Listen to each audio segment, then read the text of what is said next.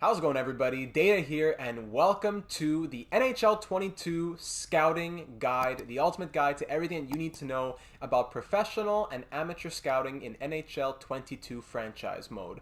This has been a video that has been requested many times, as my NHL 21 version currently sits at over 36,000 views and close to 300 comments. This is a topic that a lot of people have questions about, and thankfully that I have a lot of answers to. So if you already saw the NHL 21 version, there aren't too many changes, but the biggest thing in NHL 22 now from NHL 21 is that there is the ability to scout for X factors and superstar abilities in your players. So if you want to know everything about professional and amateur scouting on NHL 22 franchise mode, follow along, look at the chapters down below, and feel free to leave any questions in the comments. That's the biggest thing.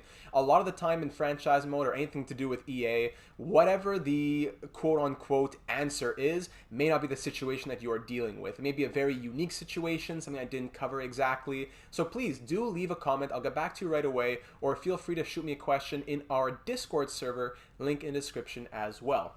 But starting off here is how you want to do the settings when you begin your franchise mode. Don't worry, most of these settings can be fixed if you already started your franchise mode, but here's one that you have to decide on at the very beginning. So let's say I choose the Montreal Canadiens, the Canadiens Montréal, Bleu, Blanc, Rouge, and I come over to the main settings, not the advanced settings. The biggest thing you want to do is turn owner mode off. It's not a huge deal, but I prefer to keep owner mode off because it removes the budgets. So you'll see when it comes to scouting, you have a scouting budget, let's say $2 million. But if you want to sign the best scouts, you need much more than that $2 million. If you have 20 scouts at, who knows, $200,000, $300,000 each, it's going to cost well over the $2 million that you start off with, where you have some scouts who are D-rated making $84,000 or whatever. So I turn owner mode off because I don't want to be restricted by the budget. If you prefer to have the budget on, keep owner mode on, but I turn that off. I also don't play with morale. If you've seen my video on the guide to everything franchise mode and the guide to line chemistry, things like that, the other NHL 22 guides, feel free to check those out. I make my case for why I don't like player morale and why I also don't like fog of war. So I go ahead and turn those off, keep trades and salary cap and all those other things on.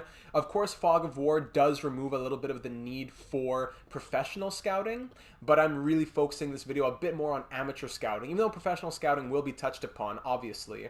I don't like playing with fog of war. It's a good idea, but it's not quite what I would like it to be, as it makes you do a lot of work over a long period of time when you want maybe quick answers. There's a lot more I could say about it, but I'll just keep it at that. Feel free to turn any of these other things on, but here are my settings. Owner mode, morale, fog of war, off. Those are the main settings. Now you go to the advanced settings here, or quick settings even, sorry, there's a quick setting and advanced settings. You can do these within the franchise mode as well, which I'll show you in a moment. But what you want to do is go to the bottom right away. For auto staff management, make sure that it is off. If it is on, you will not be allowed to even go to the screen to hire scouts. You want to be able to hire your own scouts. So auto staff management is turned off. Auto scouting, you can either have it automatically scout the pros and the amateurs, which isn't ideal. You can have it auto scout none, also not super ideal, or you can have it pro scouting only or amateur scouting only. I definitely want to control 100% of my amateur scouting because the computer doesn't really do it right. But I will say automatically do pro scouting, because even though I'm not necessarily interested in September or October or November about whatever, the Carolina Hurricanes, maybe at the trade deadline, there's something I want to know about Teravainen or whatever, and I need to know what line he fits on, but I don't have 3 weeks to scout him. Today's the trade deadline, so it's a good thing my pro scouts have been working since September and got me some of that information. So I keep pro scouting automatic, but everything else is manual. From there, you can back out and then go over to advanced settings. Something else that you want to touch upon before the franchise mode begins or during the off season. It is generated prospect quality and draft class quality. Every season, the game will generate prospects. In year number 1, year number 2, there's a lot of real prospects, real players who are in real junior leagues who are going to be drafted in the real world. Shane Wright going first overall, Connor Bedard, players like that. However, even in year number 1, but especially in years 3, 4, 5, and then 100% in years 4, 5, 6, etc., the prospects are generated by the game, and you can determine how strong the draft class is going to be, low, medium, or high, and what the quality of the prospects within that draft class will be, low, medium, or high. So if you want to change this, it has to be during the off season before the players get generated. If it's December, the players have already been generated. So a helpful tip for me is whenever I change this, I always do it on July 1st. Right when the off season begins, July 1st, I go and I change up the draft class and the generated prospect quality. I use a randomizer. Personally, for my franchise modes, I like to randomize numbers. If it's between 1 and 30, I do between 1 and 100. If I get between 1 and 30, I go low. If I get between 31 and 69, I go medium. And if I get between 70 and 100, I go high. You can go between 1 and 20, 80 and 100. You can play with it. But I like to change it up. Medium is the automatic, the default. And playing with medium is fine. It works quite well. But if you do want to play around with reality where, not every draft class every year is super strong, you can have high, low, medium, because a high being a strong draft class, meaning it would mean that there would be more talent spread throughout. The generated prospect quality would mean that, okay, well, the big guys, let's say first overall is probably going to be a medium franchise player. Second overall would be like a really good medium elite player who would be first overall in most years, maybe even 2 franchise. So the draft class quality and the generated prospect quality can go hand in hand, or you can play around with it. But the main thing to remember is make sure you do it before the franchise mode begins, or if you've already begun your franchise mode during the off season, before the prospects generate over the course of the off season. Once your next season begins at the preseason in September, it is too late. So with all that taken care of, you can then start up your career mode. But if you already started and you want to touch upon those settings within the franchise mode, then you would go ahead and move to the league tab and then scroll down to settings. And here there's no advanced setting, quick settings. You just go to rules. And from rules, you just scroll down. So you would scroll down right over here for auto staff management and auto scouting if you want to touch upon that. So make sure I had it to pro scouting only, auto staff management off. And then for the generated shot quality, well, of course, all those other things are there as well. But specifically for the draft class quality and generated prospect quality, you can touch upon those here. All the other settings that you might be curious about, you can hear more about those in my guide to everything franchise mode, which is a video that I made previously. Once all that's taken care of, you can go ahead and exit out. And what you want to do first when you start up your franchise mode, or if you're at the beginning of a season, obviously things kind of change in years 4, 5, 6, 7 because you're signing better scouts, which I'll get to later, but this kind of guide is coming right from the beginning of year number 1. In year number 1, you're given, you go to the assigned scout screen, obviously. That's where the scouts will be. You are given a staff of scouts. Right now, I have 17 out of 20 possible scouts. I have a scout salary of 3.598 million, but that doesn't matter because I'm playing with the budget off, so it's just telling me that for no reason. What I'm going to go ahead and do is fire all of my worst scouts, as well as a lot of my professional scouts. Because you see in the bottom left corner, if I press on options here on PlayStation 4, it'll bring me to the higher staff screen. If I go to the higher scouts and I sort by overall, there are many C-rated scouts. Many C-rated scouts, even if it's not in the right areas. So that means guaranteed I want to fire all of my D-rated scouts, no matter where they're scouting, but especially that they're in the AHL as well. I want to have, here's how I like to do it, a maximum of 4 professional scouts and a minimum of 2. So that means I have 16 to 18 amateur scouts and 2 to 4 professional scouts. Those professional scouts are in the NHL because the AHL, I don't need to touch on that. If I want to know if a player fits my lines, I'm worried about my NHL lines. I'm not so worried about figuring out if an AHL player fits my third line on my minor league team. I don't really care about that. So I don't need to scout the AHL. I want, if any professional scouting is getting done, it's in the NHL. So I press square and I go ahead and fire all of these scouts. Everyone who's D- rated at least, because there's a lot of C-rated scouts out there. I don't need to conform and have D- guys. And I'm going to get to the ratings, what those mean in a second, the region ratings versus the overall ratings, but let me just fire a bunch of people here. And this is what I'm left with here. I have 3 B- scouts, a C scout, and then 3 C- scouts. Might fire them as well. And they've already gone and they've been assigned to do some scouting, but I'm going to redo those scouting assignments because I don't want them to keep those current assignments. I'm going to do them. So I see that this B- rated scout has a B region score for the OHL. So what you want to do with your scouts is click on R3, go to Scout Info, and you want to see what his or her region familiarity score is. This scout has an A- in the WHL and in USA Central, and only a B in the OHL. So I'd rather have this scout scouting in the WHL, for example, rather than the OHL, because here's the thing. I would rather have a scout be higher in overall than in region familiarity or in region efficiency, because over the course of less than one season, a scout can go from a D to even an A+ in that region. So if it comes down to a C-rated scout who has an A+ in the region, or a B-rated scout who has a B- in the region, I'll take the B-rated scout because that B- in the region will grow to an A or an A+ over the course of less than 1 year. Obviously, an A-rated scout will adapt more quickly and an E-rated scout will not adapt as quickly, but I hope you get the point that I'm trying to get across here. So I'll press on triangle, change region. I'm going to send this scout to the WHL because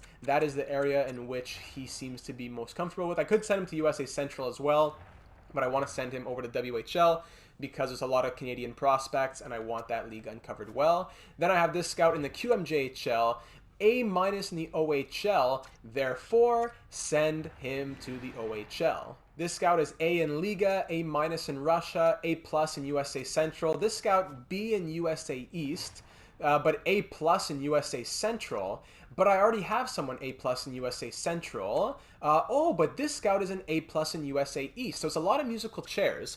This scout is B in USA East. So I'm basically going to swap them both around so that I can have Steckel as an A+ in Central and Markart with an A+ in USA East. That's taken care of. And now I have this last scout who has a B rating in the SHL, but an A+ in Liga and a few other places actually. But I'm going to send this scout to Liga because that's one of the main places that I really want to scout. This will be the final change of spots that I do. As you can see, when you change the spot or the league of someone that they are scouting in, let's say I'm sending the scout to Liga, it tells you the current number of forwards, defense, and goalies in that league. So you know that, okay, I don't need to go scout rest of the world, Africa, China, and all those other random places that very rarely have a prospect because there are 0 prospects there. In the Nordic, though, as you see, lots of scouts, lots of players in Liga. You click on that, it says it'll take your scout 2 hours to travel and cost you 0 in travel budget. Thanks, like as if time is a factor here. Thank you. So now I have my starting point for my scouts. I have only 7 scouts, but I have where they want to be. That's important because when you go to the higher scout screen, either by clicking on options, or you can exit out and go to the actual higher staff by clicking on the under managed contracts of team management. It'll bring you to coaches first and foremost. You press on L2, brings you down to higher scouts. Now it'll tell me at the bottom, okay, it tells me my breakdown of scouts, and that's very important because I need to know what positions do I already have filled and which ones do I need to go out and hire now, because I need to hire like 15 scouts. So here's the breakdown that I like to go with when it comes to my scouts. Personally, like I said, you could have up to 4 professional scouts in the NHL, 1 in each division. I like to keep 2 because there's so many prospects to scout. I'd rather rotate 1 in the Western Conference, 1 in the Eastern Conference, than having 1 in each division, because I need that extra 1 or 2 scouts to go scout whatever, the prospects in Germany or whatever. So looking at the regions here, NHL, I like to have 2 scouts. 2 of my 20 scouts go in the NHL, 2 in the WHL, 2 in the OHL, 2 in the QMJHL, 3 in the USA, because 1 in the East, 1 in the Central, 1 in the West. In Europe, this breaks down, if you look at Europe under the the regions, there's the DEL, NLA, Extraliga, and ICE. ICE never has prospects. And if you look over in Nordic, the Allsvenskan never has prospects. So you don't need to worry about those regions. For some reason, they never have prospects. Year number 1 seems to be a little bit different, whereas there are some players to scout in Allsvenskan.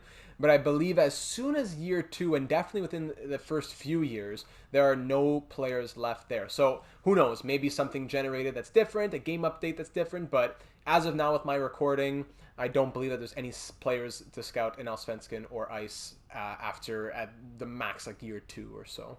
So Dell, NLA, Extraliga, I need 3 European scouts. So 1, 2, 3 in Europe. Nordic, I need to cover the SHL, Liga, and Allsvenskan. But what did we just say? No one in Allsvenskan. So I want 2 scouts in the SHL and 2 scouts in Liga. That gives me 4 Nordic scouts. Russia, 2 scouts. That brings me to a total of 20. Now again, just because a scout is quote-unquote a Nordic scout doesn't mean they can't go somewhere else. Like this Nordic scout here has an A+ in the SHL, A in Liga, that's great, but also an A- in Russia. So throughout, let's say, whatever, I come to the month of June, and the draft is in 3 weeks, and I have everyone fully scouted in the SHL, but I still need a few more players scouted in Russia. I can go ahead and just throw the scout over in Russia to do a couple of scouting reports. That's why it's good to have a scout who is versatile in many places, but usually I'm not doing that too much. Having a scout who's really good in that area, SHL Liga in Nordic, for example, is more important than throwing them over to USA. I don't really care if it's an E in USA West, because I'm likely putting someone else in USA West if I really need someone scouted. So, with all that understood, now I can start hiring some scouts.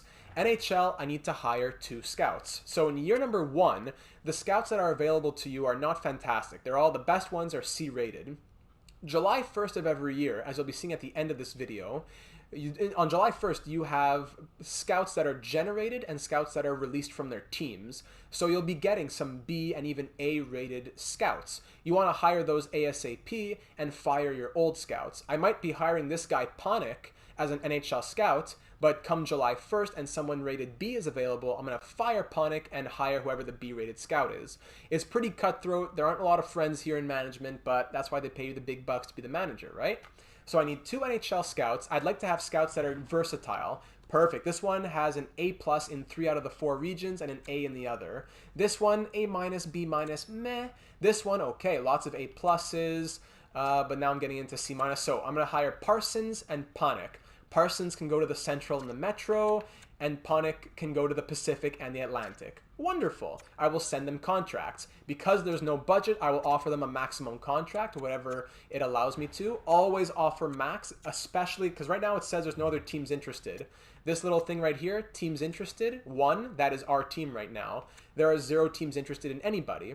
On July 1st, when you go to sign your scouts, it will also say 0 teams interested. But as soon as July 2nd hits, as soon as the clock hits midnight, they will have 6, 7, 8 other teams interested in them. So always offer the max contract. I have never had a scout refuse a contract that was a max contract. Oh, I accidentally sent a contract to Law. So I'm going to send a contract to Parsons, not Law, and then I'll fire Law whenever he signs on. Sorry, Nathaniel. So that's the NHL. Now I'm going to go ahead to the WHL. I see on my little thing at the bottom that I already have 1 signed. So I only need to sign 1 more. But I say, the best one is C- rated. Not ideal. Over in the OHL, I need another OHL scout. He's not good in the WHL. What about the QMJHL? Oh, there's a few C-rated scouts here. Are any of them good in the WHL? Oh, okay. So here's a scout. Here are 2 scouts even that are both A-rated in the WHL, and they're a C-rated scout. I'd rather have that C-rated scout become A+ in the WHL very soon, rather than hiring a C- scout who is going to be on the same trajectory. I'll just hire this guy Brouillard, Marcel Brouillard, and he'll be my WHL scout. I'll keep that in mind. Okay. 2 from the WHL. Now I go to the OHL. I just need to sign 1. There's only 1 who's C-rated, and he has an A-rated. Hugo Gagnon has an A-rated rating in the OHL. Bang, there you go. QMJHL, I have 0 scouts. So although I signed this one for the WHL, I need to sign some for the QMJHL. QMJHL, A-, A, A plus, perfect, and one more A. So I'll hire the one who's A plus here. Gilbert Robida, fantastic names here for the QMJHL scouts. And then this other one was also, this one's A. So Marcel Faneuf. That's all done. Now I go over to the USA. I already have USA Central. I already have USA East. I just need USA West. So I'm looking for an A plus on USA West. There you go. Like I said again, it's not a big deal if it wasn't an A plus, as it will grow to an A plus. But if I can get an A plus right off the bat, why not? Why say no to an automatic A plus? Now we go over to Europe. In Europe, you need to have the Dell, the NLA, and Extraliga. So this guy could be my A plus scout. This one, let's see, this would be my Dell scout, and this could be my Extraliga scout right here. Even though it's C minus, there is no one who's really good in the Extraliga, unless there's an A in Extraliga. Can I get another A in the Dell? There you go. This one's an A in the Dell. So this one's my Dell, this one's my Extraliga, and one of these two was my NLA. So let me just hire them. That's all taken care of. I've now sent out 11 contract offers. Now I continue to scroll to Nordic. In the Nordic, I have to remember, I had how many SHL and how many Liga? I forgot, no problem. Let's go back and check. Okay, I have 2 scouts, both in Liga already. Okay, so that means I need 2 SHL scouts when I scroll down to Nordic. 2 SHL scouts. These are all C rated. Go over here, A plus in the SHL and A plus in the SHL. Perfect. Those were the 2 that we signed. And then I need one more Russian scout, but I don't want to do that yet because I signed an extra NHL scout by accident, so I just got to advance a day for a moment. So I had 7 scouts, and I sent out 13 contracts because of that extra NHL one. So I'll wait for that other one to sign on, then I will fix my mistake by signing on a Russian. Scouts sign on quite quickly as well, usually within 3 days max. So you see, even after 2 days, most of them will begin signing on. A couple days later, and everybody signed on. My apologies, I have to go and fire Nathaniel Law there. I just need one more scout for Russia, and then we can begin our scouting. All right, that scout has signed on. I'm gonna go back to the assigned scout screen. What you got to do now is adjust all the locations of the scout. Just because you signed them to be a scout in Dell or Extraliga doesn't mean they're in Dell or Extraliga automatically. You got to go back through and say, okay, this person was Dell, one was Extraliga, but one was A+. Oh, this one's actually my NLA scout, not my Dell scout. So you got to change all the regions to try and get as many A's or A+ right off the bat as soon as possible, if you could. In theory, like we said, if you had an A+ AHL scout and the game gave that to you to begin, you would keep that AHL scout, just reassign them to an area that they have like a D or a C in, and that D or C would grow to an A+, and bang, now you have an A+ QMJHL scout, for example. So let me change all the regions to get it what I really want to be. So now with all the scouts where I want them to be, we can begin actually scouting. All my pro scouts where they want, all 2 of them, and all 18 of my amateur scouts are in their proper area. Now I mentioned the 18.2 version, which is what I'm doing right now, but there's also the 16.4. If you do choose to have the 4 professional scouts, where do the 2 amateur scouts get removed from? I would recommend they probably come out, maybe 1 from the USA. You can use 1 in the East and West, since there aren't as many prospects there, and then maybe 1 from Europe. Instead of NLA and Dell, you have 1, and even Extraliga, you have 1 or 2, moving between those 3 areas. That's probably where the 2 would come out, as the SHL Liga and the Canadian leagues and USA Central and Russia, those are all very, very important. Like I mentioned, scouting is very fluid. I'm not going to go through every permutation, but obviously, if it's like January and all of your USA West players are scouted, and there's 100, and that's, all 25 of them are scouted, and there's 100+ prospects in USA Central, move that scout to USA Central and have better success there. But I digress. Let's begin how to scout. When it's the amateur scouting, it's very important that you follow what I say, because there's a lot of superfluous things that don't matter.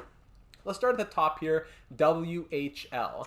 You can click on Find Prospects or Scout Specific Players. I have absolutely no clue why Find Prospects is here. It's not as if, and you can go scout, let's say, find prospects for 4 weeks who have high first round quality who are skaters. What do you mean find prospects? All the players are already uncovered. They're all right here. So when it says find prospects, I've scouted for months under find prospects. It does absolutely nothing. NHL, like 10 years ago, the prospects didn't exist unless you uncovered them. But now they're all already uncovered. You just need to uncover their potential and things like that. So totally disregard the find prospects and go to scout specific players. Now at scout specific players, there's a few options if you click on one. Playing style, which is, are they a two-way forward, playmaker, sniper, power forward, etc.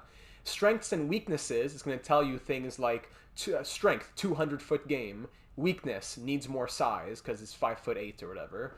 Skills assessment, which is going to tell you, because it won't tell you right away that, oh, they have, like a first overall pick has 91 shooting accuracy, but it will tell you A+ shooting. So for shooting, senses, puck skills, physicality, skating, it's going to tell you from A to E, what are they rated as. Character assessment only really matters if morale is on. Are they loyal? Do they have locker room problems? Stuff like that.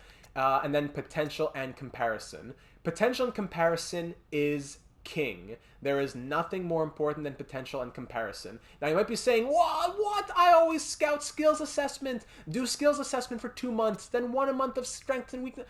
Maybe, you know what? Maybe. That's your way. But I have done much experimentation, especially on NHL 22. Maybe 21, 20, you had a different system. But at least on NHL 22, potential and comparison is king, especially at the beginning. Later on, if you know that he's medium elite, but you're not sure if he's a playmaker or a sniper, you can scout playing style. But right now, you gotta do potential and comparison. If you scout find player, for example, I said it was totally useless. If I do find player for 3 months, it'll tell me pretty much the player type of the player. That's it.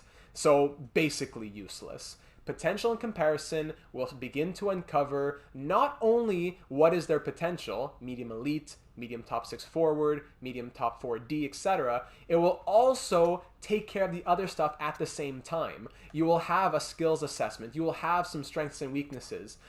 Doing only one or only another doesn't really make sense because potential and comparison fully encompasses all of those. Then when you want to really refine and you want to know more about the player type, then you can go and do that. But potential and comparison is king. So right away you can start scouting players. In the past I've had a couple of ways. You can go bottom to top or top to bottom, where let's say if I start at 66, I go all the way back to the top like this. That was my way in NHL 20, but in NHL 21 and 22, I haven't really seen it make much of a difference, if any. So whether you do it from 7 to 66 or from 66 to 7, I don't think it makes much of a difference. It could be anecdotal evidence, maybe not, but that's up to you if you want to go from top to bottom or bottom to top. Now what you want to keep track of is the little dates in the bottom right corner. In your first round of scouting, you want to scout until February, the first week of February or so, because in your first round of scouting with B-rated scouts and things like that, you'll only be able to scout 10 or 12 prospects. In the future, when your staff is comprised of all A and A+ scouts, you'll be able to scout until February and get maybe 18 or 20 players done because their area efficiency and their overall as a whole goes into how quickly they scout players. Potential and comparison takes the longest. One person takes 9 days for potential and comparison, while player type takes 1 or 2 days, but it's worth it. So I scout up to 96 in the WHL. I'm beginning at 99 for my next report. So I go to and I press options. Don't press back, press confirm. And then I go to WHL, my next WHL scout. Here you go. I go to scout specific players. I had stopped at 99, so I'll pick back up at 99, and then I'll continue to scout potential and comparison all the way down. Now it's unfortunate that doing this doesn't uncover like all the top 400 or whatever, but doing it until February gives me a good idea of who I'm interested in. I would, for sure, 174, 190, 209, these could be good players, but I can't afford to scout everybody right now. So the rankings will change as the year goes on. This player ranked 169 could drop or go up according to Central Scouting's rankings. In February, I'll refine my search. The players who I see are AHL potential, I'm going to drop them and use my time from February to May, for example, to scout these guys that I didn't get a chance to down here. But we'll see that when I move on to the next round of scouting. Once you have A+ scouts and it's taking you a lot quicker, round 1 of scouting can be September to January. But for the first few years, I like to do it from September to February because it takes longer to scout the players. So what I'm going to do now, it takes about 15 minutes or so to do this. It's a bit of a process. So I'm going to go through this and do all 18 amateur scouts, send them out to as many players as possible, and then I'll give you a look of how that looks here at this main screen. And let's say while you're scouting, you forget where you left off with your last scout. I sent out my OHL scout. Oh, but did I stop at 86 or 88? You can go to player info, R3 on the player, and it'll tell you in the top corner, currently being scouted already. The next player, not being scouted.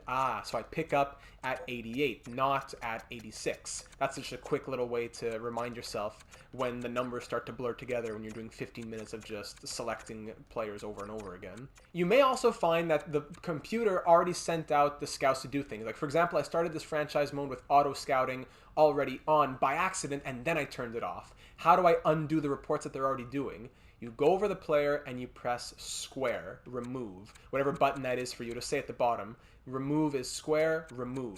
Go through all these players, remove, get a clean slate of report, and then go back to the top and begin your scouting report. Because you don't want the computer... You see how auto scouting works? I had like 5, 82, 89, and like 202 being scouted. No, I wanted the report on all the top prospects first, and then you can give me the late gems later if I know that I don't want to scout certain guys. So you see here in Liga, just one round of scouting the first week of February, I was able to do 18 players because this scout, if we go back to the main screen, is a B- rated scout with an A rating in that location.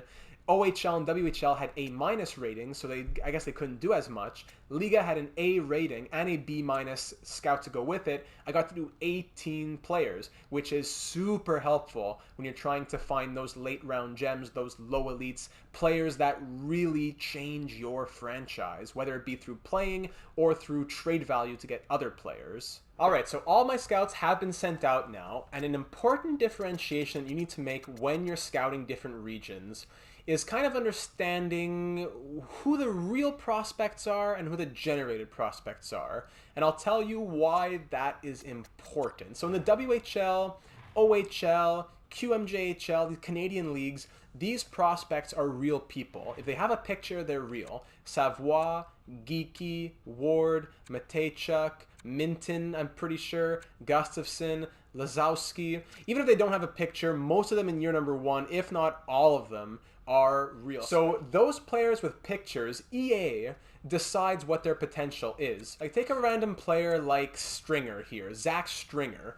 This guy, he's a real prospect who's going to have a real career and get drafted by a real team in the NHL.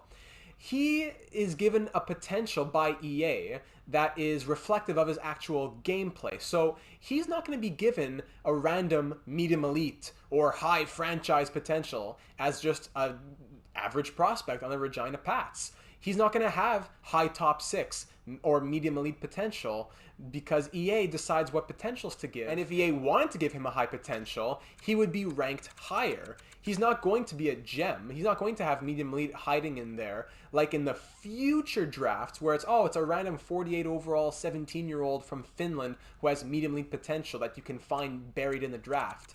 Right now, these players that are real are given potentials by the creators of the game, and those potentials are not going to be high. So if they have a picture and they're being scouted for rounds number 2, 3, 4, 5, and so on, they're not going to have randomly some sort of high potential that EA decided to give them because one guy has been watching Regina Pat games. However, this random prospect here, Hokkanen, 17 years of age, no picture, this guy may very well have a low elite potential or medium top 6, being a gem somewhere in the draft because he is generated by the game. Even down the road in years number 2, 3, 4, especially 1, 2, 3 though, players in the Canadian junior leagues are almost always going to be real. But the leagues that always have generated prospects from years 1 to 25 are the ones that EA don't have rights to. USA, East, West, and Central, all of Russia, almost all of SHL, Liga, Extra Liga, NLA, all that stuff, they don't have rights to most of those players. So those are all generated, and there's a higher chance that a generated prospect will have a better potential than a real prospect that EA had to actually think and give, stamp on medium top 9, medium bottom 6, etc. A lot of words just to say that you're not, if they have a picture and it's after like round 3 in years 1, 2, 3, even 4, probably not going to be a high potential player. So make sure that you're focusing your scouts. If you have to choose where to focus your scouts, make sure it's somewhere with generated prospects. Okay, all my scouting reports have been sent out and will finish within the first few days of February. It's the end of September, and that is something I can just set and forget. See you in February. But now I'm going to quickly touch upon the pro scouting. Let's say there's a player, I have scouts in the Pacific Division. Let's say there's a player on a Pacific Division team that I want scouted, Anaheim Ducks, for example. I want to know more about a player. Has to be someone playing in the NHL, by the way. Hampus Lindholm currently in the AHL because they have their preseason lines out. I want to know more about Jamie Drysdale. I already know enough. Fits the following line based on Scott Greentree. That's the name of our coach here. None. What about Zegras? Okay, Mason McTavish. I need to know more about Mason McTavish. I press triangle to scout, and then I do a complete report. My scout will give me a complete report on Mason McTavish. Right now they tell me that he has 2 different X factors. He has only one bar uncovered that he doesn't fit any of our lines. But as you see next to binoculars, it's 1 line. 2 line is somewhat accurate, 3 line is pretty accurate, and 4 lines is fully accurate. So I need to have him scouted. I'm going to press triangle and pin him to my watch list, and I'll come back in a few days once he has been scouted. So now if I go to assign scout and I look at my NHL Pacific scout, I'll see that this scout is giving me a report on Mason McTavish that will be finished on October 1st. Meanwhile, my central scout is not doing anything special. He or she is just moving around the central teams and learning information on those players. If I wanted to, I could scout a specific player, scout a specific group of players, scout different team lines and strategies. I want to know really specifically about, how are the Avalanche the best team in the NHL? Give me a 3-week scouting report on the Avalanche, and then I can ask that scout to do that. Or like I said, a specific player or a specific group of players. I don't have anything in mind, so I'll just let that scout do his or her thing. My Mason McTavish report will be done on October 1st, so I can jump ahead to then. And now on October 1st, I can go to my watch list. Instead of going back to the trade screen and looking for Mason McTavish, I can go to player search. I can type in McTavish, or I can click on my watch list right here, easier to keep track of them. And I can go click, he got sent down to the CHL, so nothing I can really know about him. Too bad, so sad. But that is because we're here in the preseason. Not always ideal to do your scouting in the preseason, because that is exactly why. Players get sent up and down from the NHL and the juniors. So what I would recommend is sim to the regular season first before you start doing your professional scouting. Okay, now we're here on the first day of the actual season. Teams actually have the players that they want on their NHL roster up in the NHL. So I can actually go and scroll through and see who do I want to scout. Trevor Zegras, I already know everything. He fits my first line.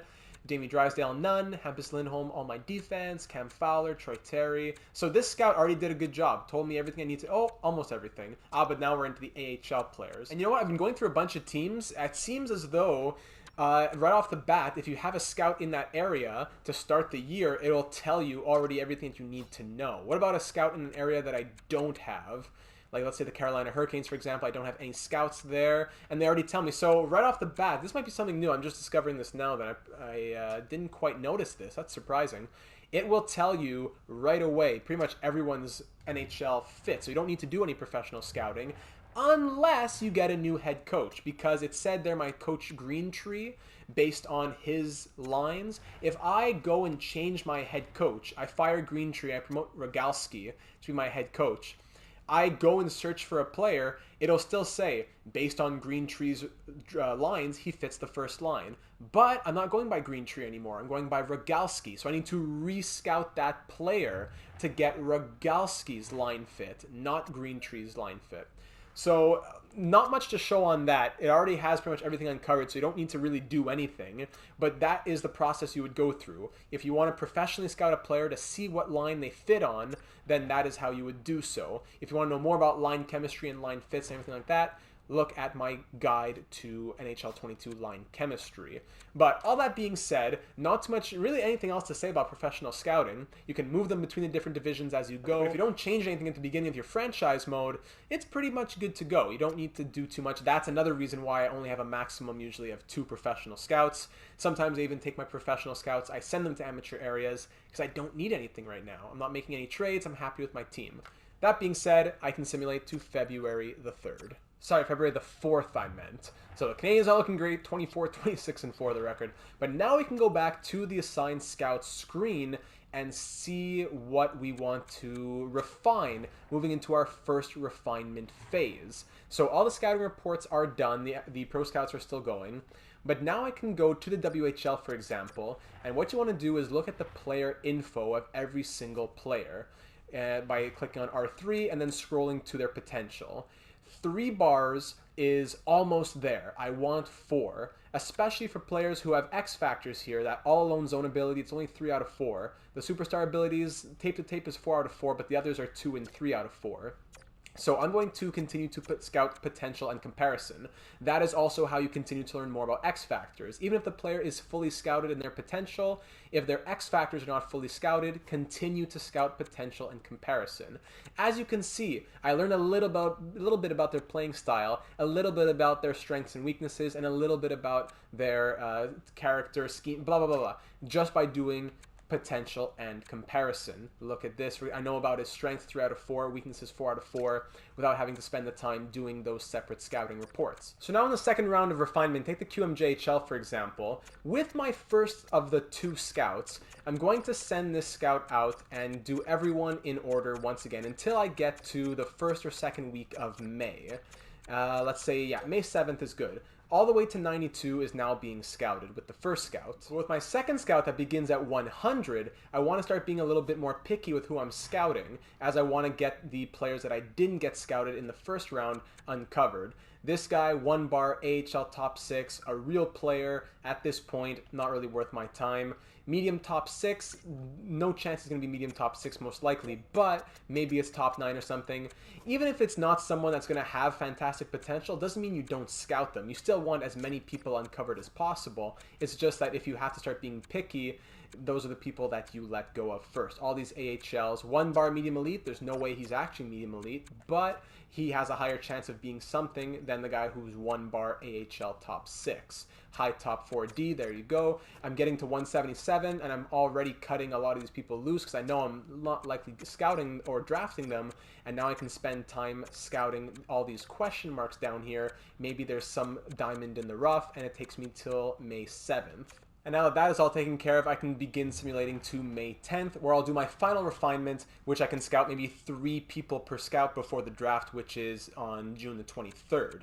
So if you go and look at the draft class at this point, you'll see, as we said earlier, the guys at the top are already fully scouted. We know their position, we know their potential, we know their strengths, weaknesses, shooting, puck skills, etc. But the thing that's not fully uncovered are the superstar abilities and X factors. That is the change in NHL 21 to 22. Usually, after scouting these guys once, you can forget about them because they're already fully uncovered. But no, now in round number 2 of scouting, and maybe even round number 3 of scouting, second and third refinements, you need to continue to scout them, potential and comparison, so that their superstar abilities will become more uncovered, if not fully uncovered, which is really the biggest thing at the end of the day, because that impacts their simulation, it impacts their trade value, and it's the more that you can uncover and the more that you can find late for good value, the better. So here we are now at May the 10th, and we can go and check the assigned scout one last time before the draft in about 5.5 weeks time. So let's say back to Liga, for example, a league that has lots of generated prospects. I'm tired of these Canadian leagues. Let's see, the second ranked prospect, how are the X factors looking? Fully uncovered now, perfect. I don't need to scout this player any longer.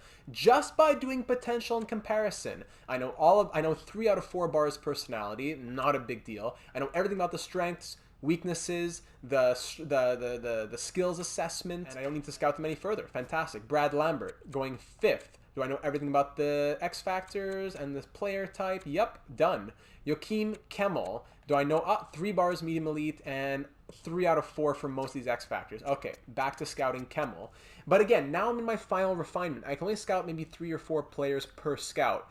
So as the Canadians here, we missed the playoffs. I do want to spend my time on these top prospects, but if I'm a team that's in the playoffs right now, and maybe I'm like a top 5 team in the league, I don't want to spend my final days of scouting on players in the top 10 that I know I'm not going to be drafting, unless, of course, I trade up. I'd rather spend my time on other players, but this is something that makes sense, so I will. Elite and top 6, I'll do those. This guy is, sorry, what was he? He was medium bottom 6, don't care.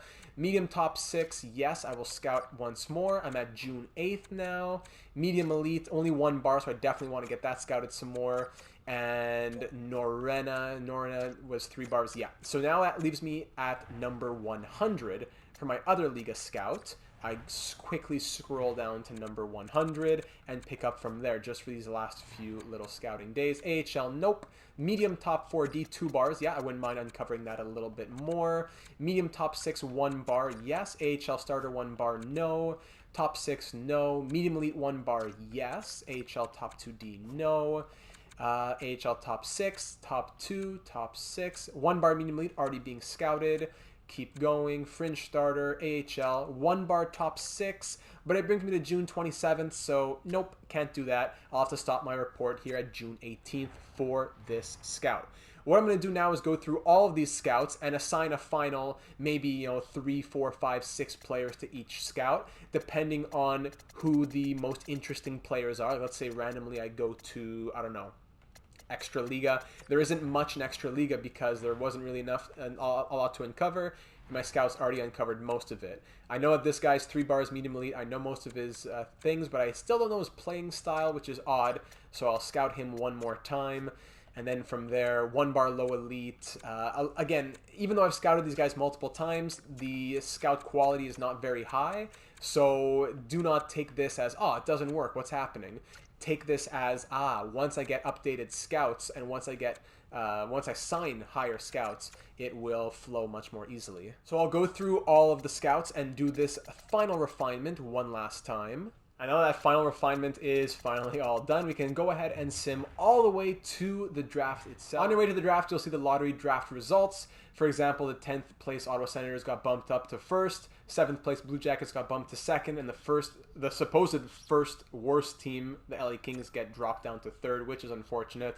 You can look at the final Central Scouting rankings if you would like to. And you can also do draft interviews. So when you do draft interviews, usually that's for if you have morale on. You can learn more about the player's character. Not as much of a point in doing draft interviews if you have it turned off. But you can interview them anyways to you can learn a bit about different positions they may play or how many years away from the NHL they are. So thanks for inviting me to the interview. You can ask them about play style, skills, personality.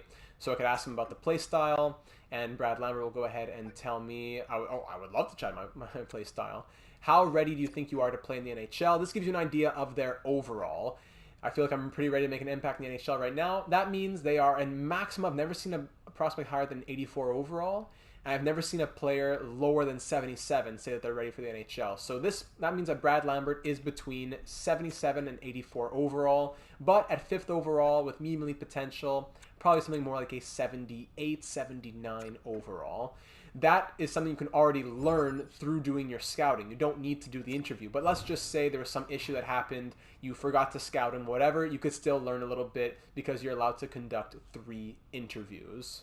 As you can see by looking at the player info here, it tells me that he's NHL ready, which means that he is, again, in that range of overall. 1 year away means kind of in the low 70s. 2-3 years away, they're kind of in the 60s. And a player who's 4 or 5 years away will be like a high 40 or low to mid 50 overall player. So keep that in mind when drafting accordingly. And then finally, you come to the NHL draft. So headed into the draft, what you want to do is make sure you check out the draft board.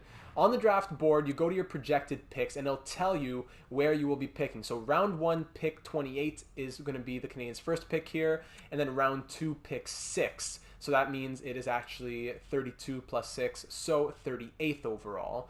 The Canadiens would really have a top pick, but because they don't follow the actual rules of trades, like the Coyotes got their pick, so that's annoying, but I could just go ahead and trade up if I wanted to. But anyways, round 1, pick 28 is the first pick. So you go ahead and you can start up the draft. And when you start up the draft, there's a few things you'll notice right away. So every team has 3 minutes to take their pick. And if there's a little target above the number in the top left corner of that pick, that is a pick that team is willing to trade. So the 2nd, 6th, 15th, 16th, all those picks are all not necessarily like trying to be pushed, but that team is open to trading it. If I tried to trade for the 1st or 3rd overall pick, it would be harder than trading for the 2nd overall pick. That's how trades work in franchise mode. If a team wants to move something, they're more likely to move it.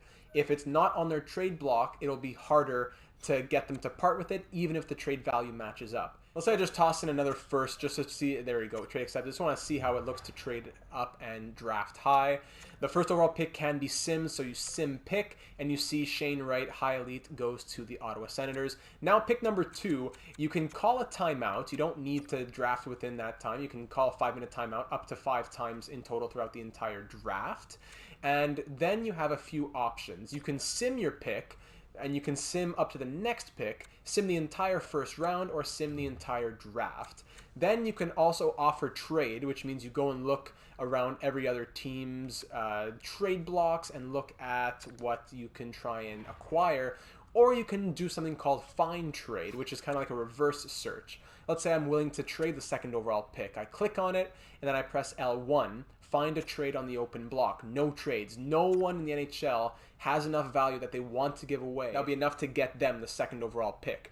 Obviously, I could go and ask them for a player for that 2nd overall pick, but just to say there's no one offering me anything off of their trade blocks for the 2nd overall pick. So that being said, now you can go ahead and click on Make Pick. So you see that the draft class, you can see so much. Shane Wright, obviously he's gone because he just got drafted. But through this scouting method, you see a lot of players fully or close to fully uncovered. Even though, unfortunately, our scouts were not very good and the draft class is not very strong, you still see that most players are 2, 3, or 4 bars uncovered. There are 0 unknowns, except for maybe an area of the world that we didn't scout. Like right here, there's one guy from the Allsvenskan, so he's unknown. But there are no unknowns aside from that. There are barely any 1 bar uncovered, and most of them are 3 or 4 bars. Again, in a few years when you have top scouts, these will all be 3 or 4. Forget the 1 or 2. All 3 or 4 bars uncovered.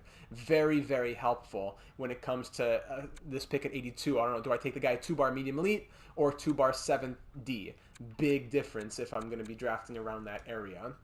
So all that being said, now I can go and make the 2nd overall selection. Maybe it comes down to something really tight, like, I don't know, between Millen and Ponikarovsky, who has the better X factors. Well, it's a good thing that I scouted this guy a couple times extra to make sure I know all of his superstar abilities. This player, oh, I know all of them as well. Perfect. The more you know, the more informed your decision can be. Then it might come to scheme fit. So before you go into the draft, maybe you go and check your lines, you check your coaches, you check your coaching staff, and you see, okay, my coach likes his carry dump, he likes carry. Cycle shoot, he likes cycle. This player doesn't fit super well. But this player, okay, he fits cycle just like my coach.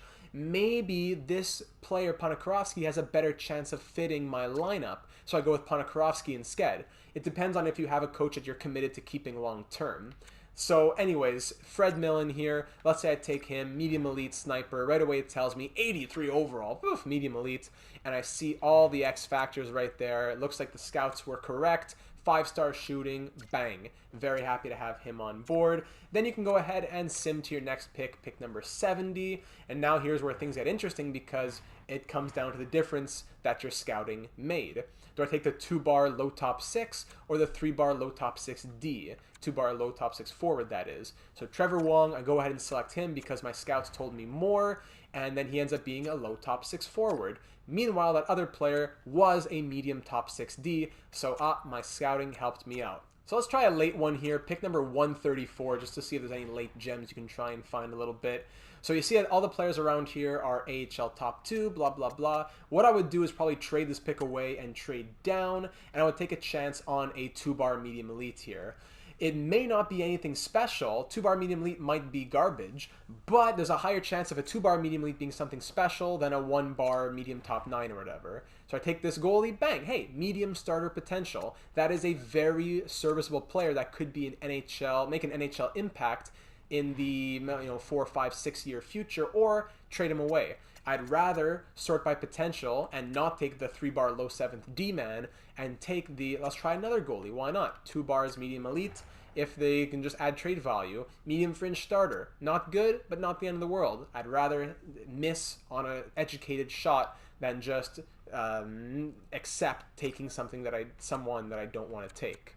So at this point, I'll just sim the entire draft and get out of here. But here's the interesting thing. You saw the draft class and how, I guess, just in-depth the scouting was. If we had let the scouts do whatever they wanted and set the entire season to auto-scouting, here is how the prospect table would have looked on June 23rd. So you can see that going through an entirety of a season with auto-scouting is not horrible if you have a top pick. You see that Shane Wright is guaranteed high elite. Don't know everything about his superstar abilities, but you know enough about the first overall pick. This guy Millen is guaranteed medium elite. He's a gem.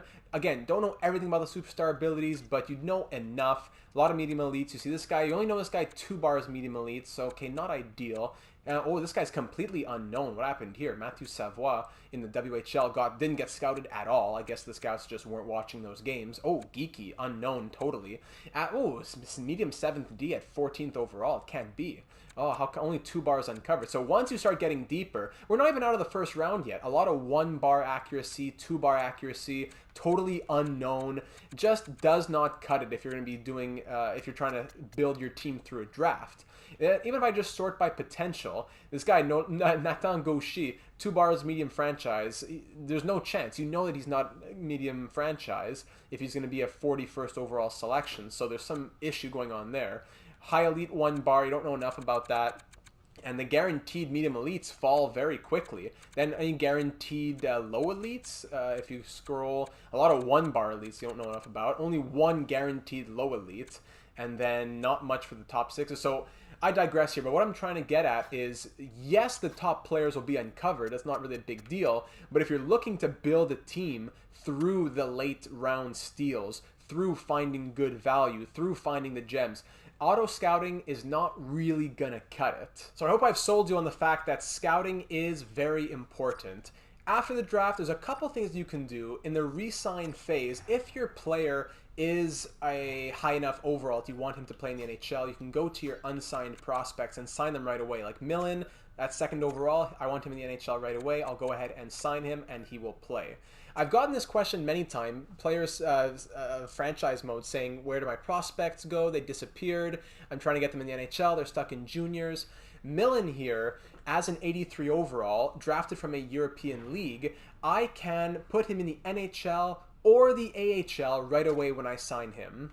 This player, however, Joshua Roy, a real player who is in the real-life juniors down in the QMJHL, if I sign him to a contract right now, at a 64 overall, I don't think he is good enough to make my NHL roster, not by a long shot. I'd want at least like a 78 or 77, really minimum, to make my NHL roster.